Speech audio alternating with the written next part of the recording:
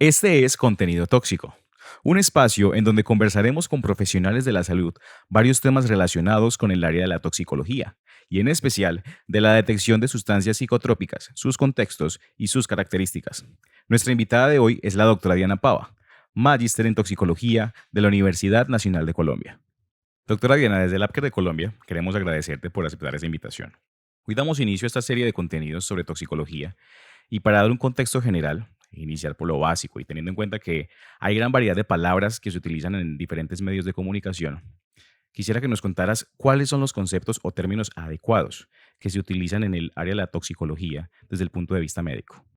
De acuerdo, inicialmente tenemos que tener presente que para hablar de sustancias psicoactivas, desde ahí mismo tenemos un pequeño error gramatical y es que cuando uno va a pensar en psicoactivo, claramente psico pues es mente y activo pues es como de estimular o de activar y no todas las sustancias se van a comportar como estimulantes. Otra cosa muy interesante que tenemos que tener presente es que hay algunos términos como dependencia, como adicción o tolerancia y que van a tener algunos tipos asociados al patrón de consumo.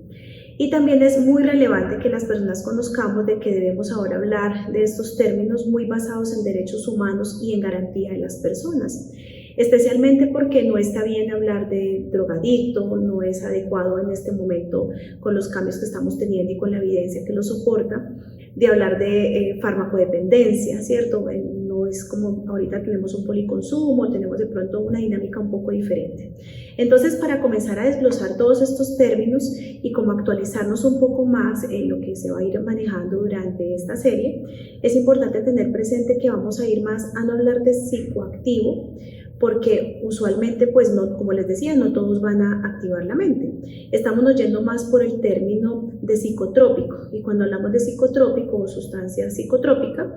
realmente lo que está haciendo es que va a generar algunos cambios en el sistema nervioso central, pero esos cambios pueden ser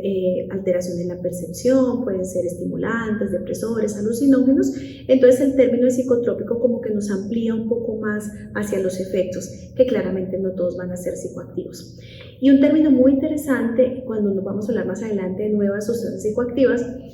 claramente uno dice nuevo, pues algo como que acaba de salir, entonces toda la gente también va a tener como ese efecto de buscar un poco más esa sustancia. Entonces también vamos a hablar de una comunicación basada sin riesgos ni daños. Otro término que vamos a ver mucho en la literatura y lo que ustedes pueden escuchar es el término de droga, que claramente va más hacia los términos de farmacología, los términos farmacológicos y que también incluye esas sustancias que pueden ser de origen vegetal. Entonces, nosotros vemos informes de drogas y claramente cuando hablamos de drogas, usualmente no es un término que esté muy acoplado o de manera correcta hablando de la sintaxis y la gramática al hablar de esas sustancias psicotrópicas como queremos hablar más adelante. Y tampoco utilizar como siglas como SPA o SPA, que también lo vamos a ver mucho, entonces eso también ha ido cambiando. Hay otro término muy interesante y es el término de dependencia, y es decir que se va a estar como en esa búsqueda de esa recompensa y que a pesar de que conozco que es lesivo, pues no ceso ese contacto. Entonces a eso va a ir más esos términos asociados a dependencia. También tenemos un término muy interesante que es tolerancia,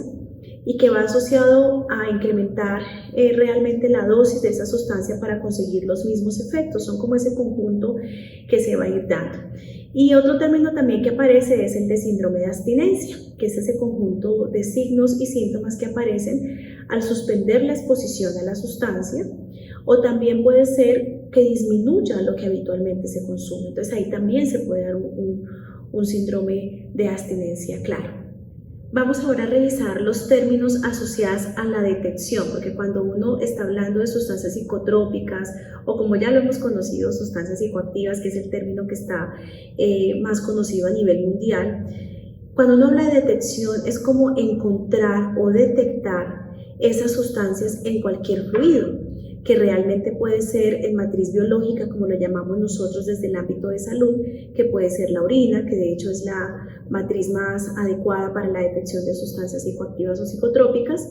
También puede ser en suero o en sangre, como también lo conocemos, en saliva, ¿sí? En humor vítreo, que es en los ojos, tenemos en saliva, que como les digo, podemos tener un panel muy amplio, pero es esa detección de esos metabolitos. Metabolitos es como lo que surte después de ese metabolismo que se le va haciendo a cualquier sustancia en nuestro cuerpo, y cuando detectamos eso podemos encontrar esa presencia y poder hablar.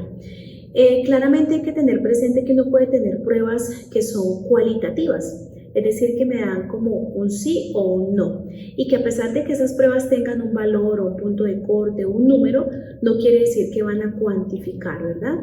Y también tenemos la otra arista, que son las pruebas confirmatorias, que realmente son cuantitativas en su mayoría y que realmente sí me van a dar como un valor de esa cantidad de sustancias de metabolito que se puede encontrar también con algunos límites de detección.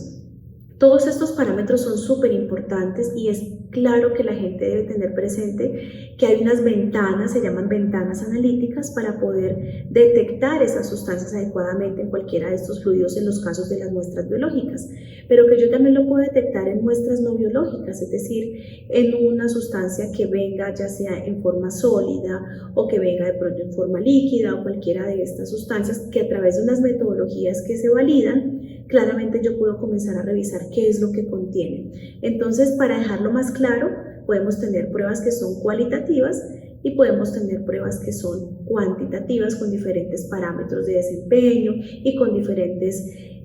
mecanismos de respaldo, pero que siempre el mejor mensaje que quiero dejarles debe ser con una interpretación clínica, y realmente eso tiene que tener un cotejo